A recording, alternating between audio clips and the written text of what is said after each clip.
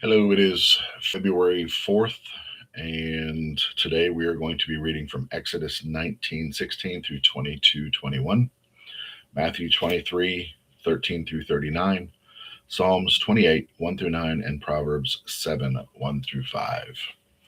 So, like I try to do every single day, I want to do the Lord's Prayer, so you can join with me if you'd like. Our Father who art in heaven, hallowed be thy name. Thy kingdom come, thy will be done on earth as it is in heaven. Give us this day our daily bread. Forgive us our trespasses, as we forgive those who trespass against us. Deliver us from evil, for thine is the kingdom, the power, the glory, forever and ever. Amen. Exodus 19:16 through 21:21. On the third day of daybreak, there were loud claps of thunder, flashes of lightning, and a thick cloud covering the mountain, and an ear-piercing trumpet blast. Everyone in the camp shuddered in fear. Moses led the people out of the camp to meet God. They stood at attention at the base of the mountain. Mount Sinai was all smoke because God had come down as in a fire, at it on it in a fire. Smoke poured from it like smoke from a furnace. The whole mountain shuddered and heaved. The trumpet blast grew louder and louder. Moses spoke, and God answered in thunder. God descended to the peak of Mount Sinai. God called Moses up to the peak of, and Moses climbed up. God said to Moses, "Go down, warn the people not to break through the barricades to get a look at God, lest many of them die." And the priest also warned them to prepare themselves for the holy meeting, lest God break out against them. Moses said to God, "But the people can't climb Mount Sinai. You already warned us. You already warned us well, telling us, 'Post boundaries around the mountain. Respect the holy mountain,'" God told him. "Go down and then bring Aaron back up with you. But make sure that the priests and the people don't break through and come up to God, lest he break out against them." So Moses went down to the people. He said to them, "God spoke all these words: 'I am God, your God, who brought you out of the land of Egypt, out of the life of slavery. No other gods, only me. No carved gods of any size, shape, or form, of anything whatsoever. Whether things that fly, whether of things that fly or walk or swim, don't bow down to them and don't serve them, because I am God, your God, and I am most jealous God.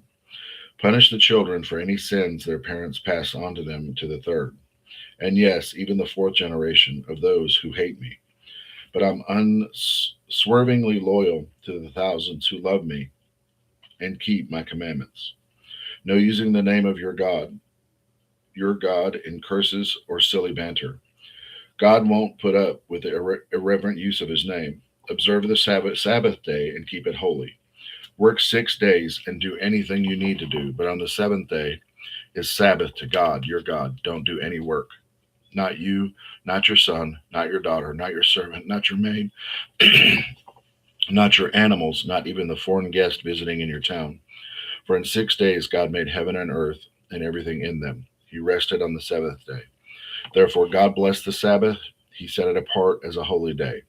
Honor your father and mother so that you'll live long time in the land that God your God is giving you. No murder, no adultery, no stealing, no lies about your neighbor, no lusting after your neighbor's house or wife or servant or maid or ox or donkey. Don't let your heart don't set your heart on anything that is your neighbor's. All the people experiencing the thunder and lightning, the trumpet blast, and the smoke mountain were afraid. They pulled back and stood at a distance. They said to Moses, "You speak to us, and and we'll listen. But don't have God speak to us, or we'll die." Moses spoke to the people. "Don't be afraid. God has come to test you and instill a deep, reverent awe within you so that you won't sin." The people kept their distance while Moses approached the thick cloud where God was. God said to Moses, "Give this message to your people of Israel. You're experienced firsthand how I spoke with you from heaven. Don't make gods of silver and gold, and don't make gods of silver and gods of gold, and then set them alongside me. Make me an earthen altar, sacrifice your whole burnt offerings, your peace offerings, your sheep, and your cattle on it. Every place where I cause my every place where I cause my name to be honored in your worship, I'll be there. myself and bless you. If you use stones to make my altar, don't use dressed stones. If you use a chisel on your stones, don't profane the altar. Don't use steps to climb to my altar, because they will expose your nakedness. These are the laws that you are to place before them. When you buy a Hebrew slave, he will serve 6 years. The seventh year, he goes free for nothing. If he came in single, he leaves single. If he came in married, he leaves with his wife. If the master gives him a wife, and she gave him sons and daughters, the wife and children stay with the master, and he leaves by himself. But suppose the slave should say, I love my master and my wife and children. I don't want my freedom. Then the master is to bring him before God, and to do a door or doorpost and pierce his ear with an awl, the sign that he is a slave for life. When a man sells his daughter to a handsmaid, she doesn't go free after 6 years like the men. If she doesn't please her master, her family must buy her back. Her master doesn't have the right to sell her to foreigners, since he broke his word to her. If he turns her over to his son, he has to treat her like a daughter. If he marries another woman like a daughter, if he marries another woman, she retains all her full rights to meals, clothing, and marital relations. If he won't do any of these things for her, she goes free and nothing. If someone hits another and death results, the penalty is death. But if there was no intent to kill, if it was an accident, an act of God, I'll set aside a place to which the killer can flee for refuge. But if the murder was premeditated, cunningly plotted, then drag the killer away, even if it's from my altar, to be put to death. If someone hits their father and mother, the penalty is death. Wow, it's pretty harsh times back then, wasn't it? If someone kidnaps a person, the penalty is death, regardless of whether the person has been sold or is still held in possession. If someone curses father or mother, the penalty is death. That's pretty tight. Wow. If a quarrel breaks out and one hits the other with a rock or a fist, and the injured one die, but is confined to bed, and then later gets better and can get out about on a crutch, the one who hit him is in the clear. Excuse me, bless me. I apologize. Then the one who hit him is in the clear, except to pay for the loss of time and make sure of a complete recovery. If a slave owner hits a slave, male or female, with a stick, and the slave dies on the spot, the slave must be avenged. But if the slave survives a day or two, he's not to be avenged. The slave is the owner's property. Wow, that's a little crazy. Um, Breakdown of Exodus 19:16 through 21:21 says, God descends on Mount Sinai with thunder, fire, and authority, making it clear he is holy, he is holy and not to be approached casually. The Ten Commandments follow, laying out how freedom works best when life has boundaries. God isn't restricting Israel, he's teaching them how to live rightly with him and with each other. The laws that follow show God cares about justice, responsibility, and human dignity. Even in everyday conflicts, powerful truth. God draws near, but on his terms, and obedience is how a redeemed people stay aligned with him. So we just went through the whole Ten Commandments there. Matthew 23:13 through 39. I've had it with you. You're hopeless. You're religion scholars. You Pharisees, frauds. Your lives are roadblocks to God's kingdom. You refuse to enter and won't let anyone else in either. You're hopeless. You're religion scholars, and you're Pharisees, frauds. You go halfway around the world to make a convert. But once you get him, you make him into a replica of yourselves, double damned. You're hopeless. What arrogant stupidity. You say, if someone makes a promise with his fingers crossed, that's nothing. But if he swears with his hand on the Bible, that's serious. What ignorance. Does the leather on the Bible carry more weight than the skin on your hand? Ouch.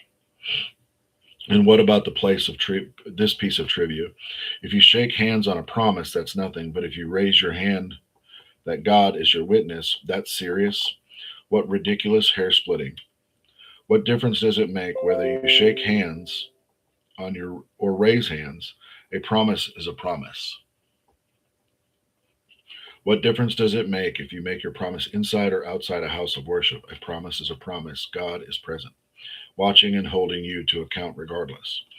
You're hopeless, your religions, scholars, and Pharisees and frauds. You keep meticulous account books, tithing on every nickel and dime you get, but the meal of God's law, things like fairness and compassion and commitment, the absolute basics, you carelessly take it or leave it. Careful bookkeeping is commendable, but the basics are required. Do you have any idea how silly you look writing a life story that's wrong from start to finish, nitpicking over commas and semicolons? You're hopeless, you religion scholars and Pharisees, frauds. You buff the surface of your cups and bowels so the sparkle in your sun, while the insides are maggoty with your greed and gluttony. Stupid Pharisees scour the insides, and then gleaming surface will mean something. You're hopeless, you're religion scholars and Pharisees, frauds. You're like manicured grave plots, grass clipped and the flowers bright, but 6 feet down, it's all rotting bones and worn eating flesh. People look at you and think, you're saints, but beneath the skin, you're total frauds. You're hopeless, you're religion scholars and Pharisees and frauds. You build granite tombs for your prophets and marble monuments for your saints. And you say that if you had lived in that day of your ancestors, no blood would have been on your hands. You protest too much. You protest too much. You're cut from the same cloth as those murderers and daily add to the death count. Snakes, cold-blooded sneaks. Do you think you can worm your way out of this? Never have to pay the piper. It's on an account of people like you that I send prophets and wise guides and scholars generation after generation. And generation after generation, you treat them like dirt, greeting them with lynch mobs, hounding them with abuse. You can't squirm out of this. Every drop of righteousness, of righteous blood ever spilled on this earth, beginning with the blood of that good man. Abel right down to the blood of Zechariah, Barachias' son, whom you murdered at his prayers, is in your head. All this, I'm telling you, is coming down on you and your generation. Jerusalem, Jerusalem, murderer of prophets, killer of the ones who brought you God's good news. How often I've ached to embrace your children the way a hen gathers her chicks under her wings, and you wouldn't let me. And now you're so desolate, nothing but a ghost town. What is there left to say? Only this: I'm out of here soon. The next time you will see me, you'll say, "Oh God, He blessed him. He's come, bringing God's rule." Excuse me. Matthew 23:13 through 19 says Jesus delivers a scolding rebuke to religious leaders who look holy but block others from God.